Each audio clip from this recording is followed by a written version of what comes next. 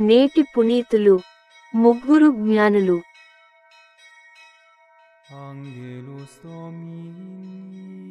దైవ శాసనమునకు విధేయులగు వారు దేవునియందు, దేవుడు వారియందు ఉందురు.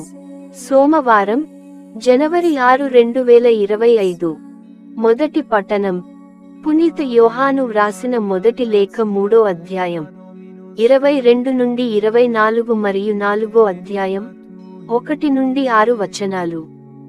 ఆయన ఆజ్ఞలకు విధేయులమై ఆయనకు సంతోషము కలిగించు పనులు ఓనర్తుము.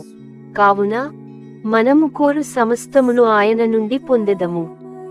ఆయన కుమారుడు యేసుక్రీస్తు నామము నందు విశ్వాసము కలిగి క్రీస్తు ఆజ్ఞాపించునట్లే అన్యోన్య ప్రేమ కలవారము కావలెనని దేవుని శాసనము. దైవ శాసనమునకు విధేయులగు వారు దేవునియందు, దేవుడు వారియందు ఉందురు. ఆయన మనకు ఒస్కిన ఆత్మ వలన దేవుడు మనయందు ఉన్నాడని మనకు తెలియును. ప్రియులారా, కపట ప్రవక్తలు చాలామంది అంతట వ్యాపించి ఉన్నారు. కనుక ప్రతి ఆత్మను నమ్మక ఆయా ఆత్మలు దేవుని సంబంధమైనవో కావో పరీక్షింపుడు. అది దేవుని ఆత్మ అగునో కాదో మీరు ఇట్లు తెలిసికొనగలరు.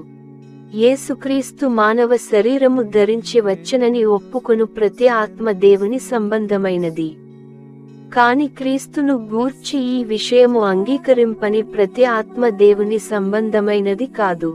అట్టి ఆత్మ క్రీస్తు విరోధి నుండి ఉద్భవించినది. అది వచ్చుచున్నదని దీనిని గూర్చియే మీరు వినియున్నారు. ఇప్పటికే అది వచ్చియున్నది. కాని చిన్న బిడ్డలారా, మీరు దేవునికి చెందినవారై అసత్య ప్రవక్తలను ఓడించితిరి. లౌకికులగు వారిలో నుండు ఆత్మ కంటే మీలో ఉండు ఆత్మ శక్తిమంతమైనది. వారు లౌకిక వ్యవహారములను గూర్చియే ముచ్చటింతురు. అయినను వారు లౌకికుల గుటచే లోకము వారిని శ్రద్ధతో వినును. కాని మనము దేవునికి సంబంధించిన వారము.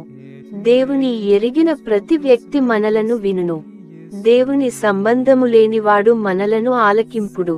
కనుక సత్యమైన ఆత్మ అసత్యాత్మల తారతమ్యమును మనము ఇట్లు గుర్తింపవచ్చును. ఇది ప్రభువు వాక్కు.